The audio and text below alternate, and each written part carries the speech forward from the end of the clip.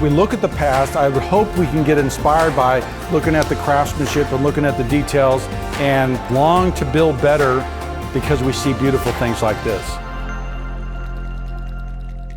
William Levitt, the wonderful Mr. Levitt. William Levitt was a builder. He was America's biggest builder. He was the D.R. Horton of his age. He was a masterful salesman. He was charismatic. He was smart. He was cheap. They are talking about building to achieve maximum production and speed.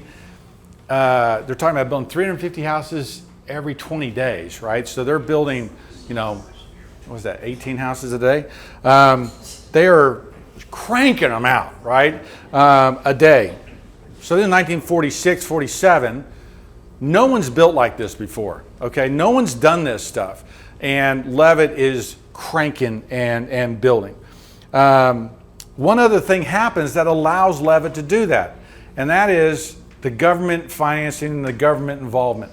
Basically, in 1935, under Roosevelt, they started the Federal Housing Administration.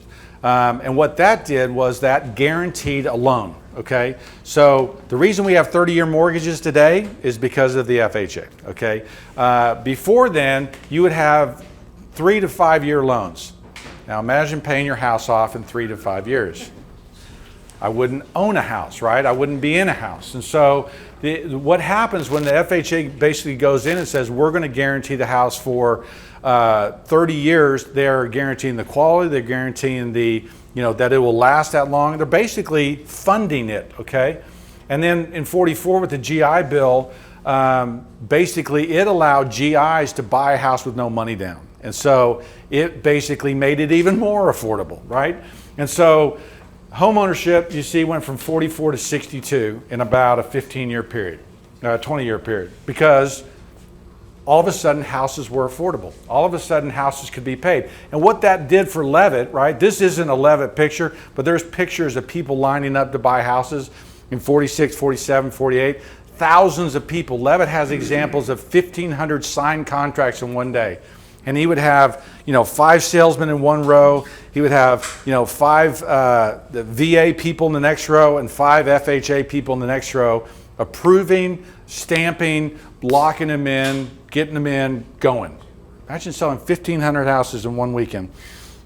But that's because the government got behind it and allowed Levitt to do it. What that allowed Levitt to do was basically have the government pay for all the speculation. There was no production builders before 1945 because no one knew how to do it.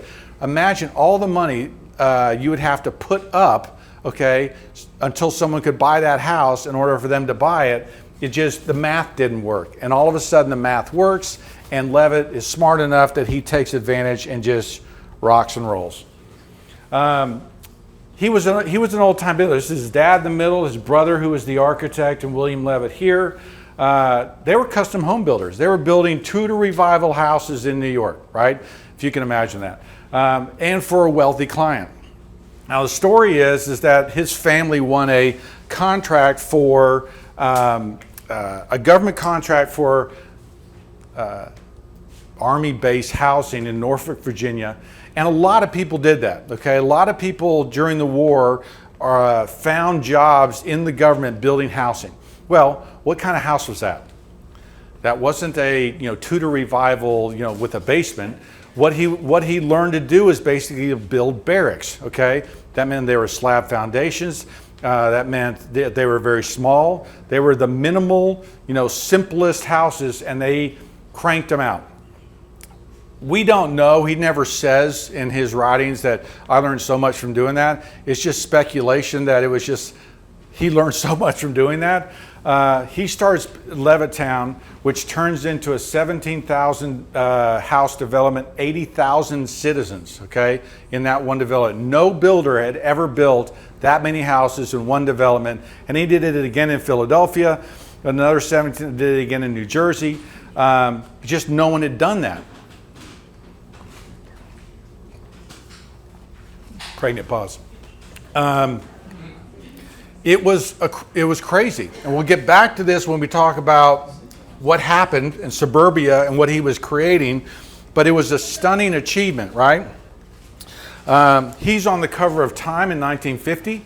I got a reprint of that thing right in that office. And there's another one on DIY. Okay, you wonder where DIY starts? DIY starts in this period of time.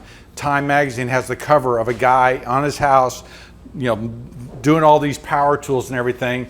DIY starts in this period of time. That's Levitttown. No fences. Okay, houses were very small, 600 and 800 square feet, no basement. They look like Monopoly houses, don't they? He owned all the money. That's what he did on Monopoly. He broke the housing down into 26 steps. Okay, that he would have. First of all, everything was systemized. There was only 4 house styles. Okay, and so he had, and the way he created, I don't know if it shows it in that picture, but he would orient the houses differently on the block. I guess this is too early because he starts doing it later with the ranches, where he would orient and flip the carports and things like that on these houses so that it didn't look monotonous, but it was. And so he was playing around with tricks and doing things like that, but he broke the house down into 26 steps. Typically what happened into large development is, a builder buys 15 of the 100 lots, and then he kind of spreads them out around there. He picks the best lots. Lev was like, no, we're not doing that. Slab, slab, slab, slab, slab.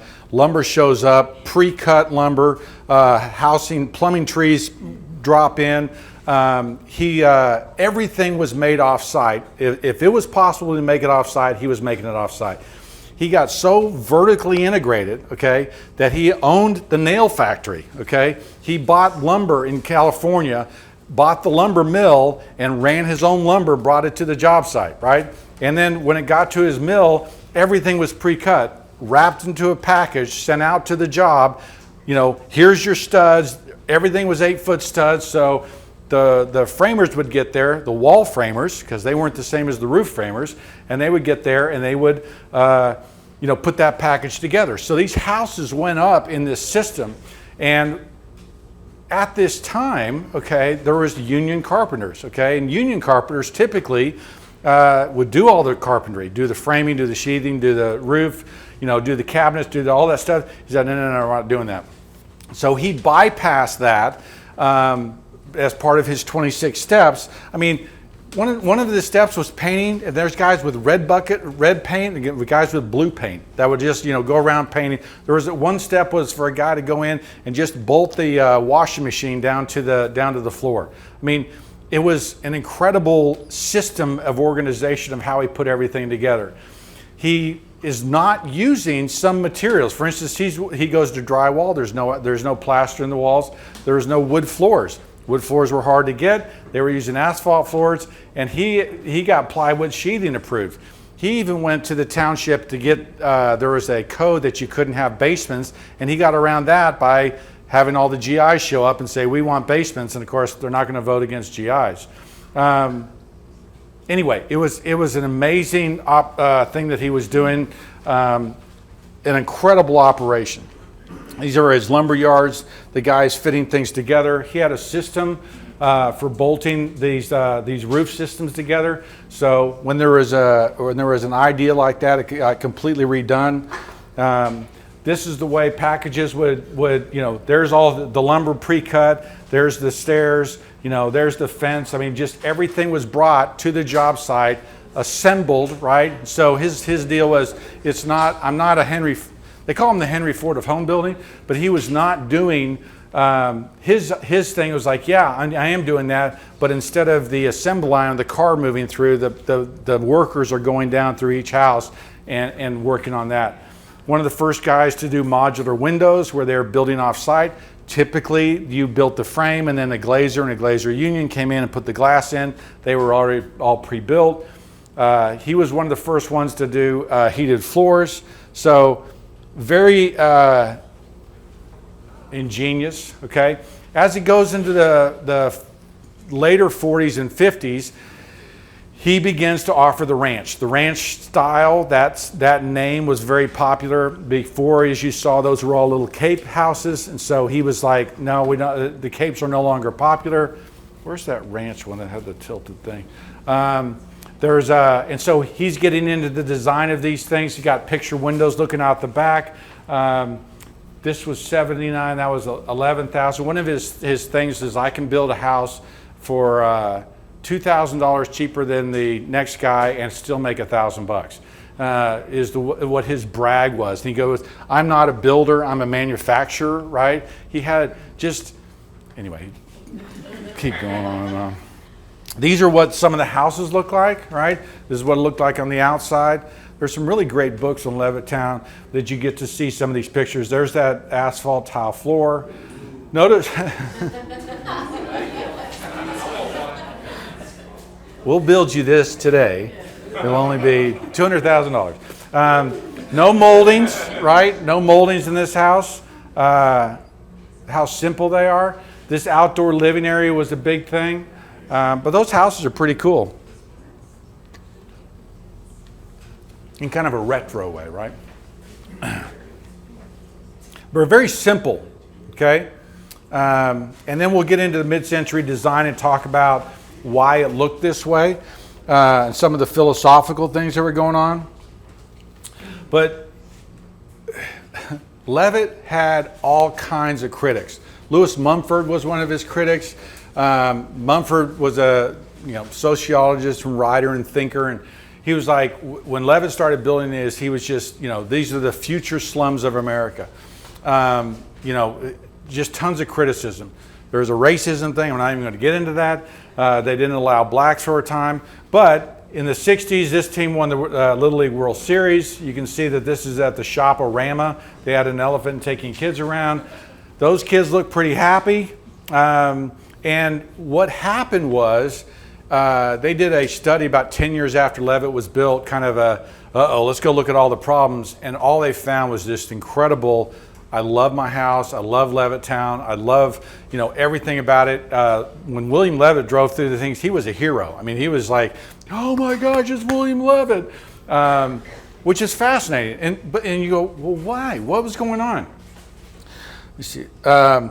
And basically, you have the rise of suburbia, right? You have, if you think about in 1926 to 1946, if you're, have anybody watched Mr. Blanding's Build His Dream House? Anybody watched that? You remember the apartment he was in before he moved out to the city, okay? It was kind of a New York apartment or Philadelphia apartment. And a lot of people lived like that. And you'll see in some of the builders magazines, if you look at them, one of the work opportunities they talk about was repairing apartments and repairing and do this work. But not only were we not building from 26 to 46, we weren't repairing. And so there was people living in, apartments in New York. You shared a bathroom with another family. You didn't have any, amenities, and you were paying $80 to $90 a month.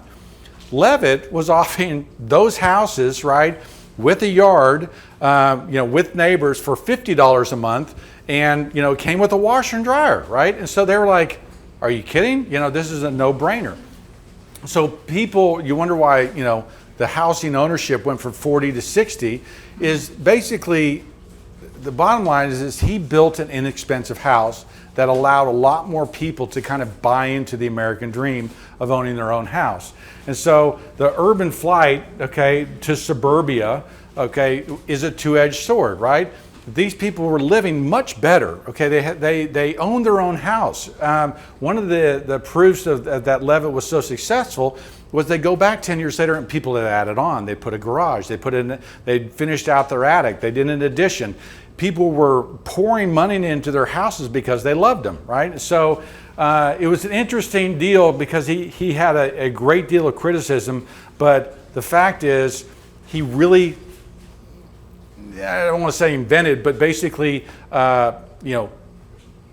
brought together a wonderful way of life that people, grew up and still remember. They go back to Levitttown today and they're saying that people, are the second generation living in their parents' house, that they just don't want to leave. They just have so many great memories and so many friends. So it's a fascinating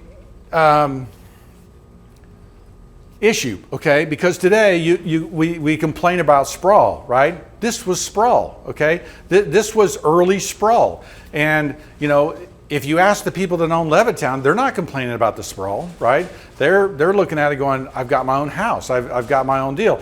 You know, he created these neighborhoods where, you know, you didn't walk across a busy street to get to school. There were shopping malls. There was things that were all locally and centrally located. There was, I think, you know, 9 schools. Levitt was huge into baseball. There was baseball diamonds everywhere. There was churches. He created communities. And so on the building side, it drives me nuts because he killed craftsmanship, right? And on the social side, he created homes for people. So anyway, I'm really conflicted.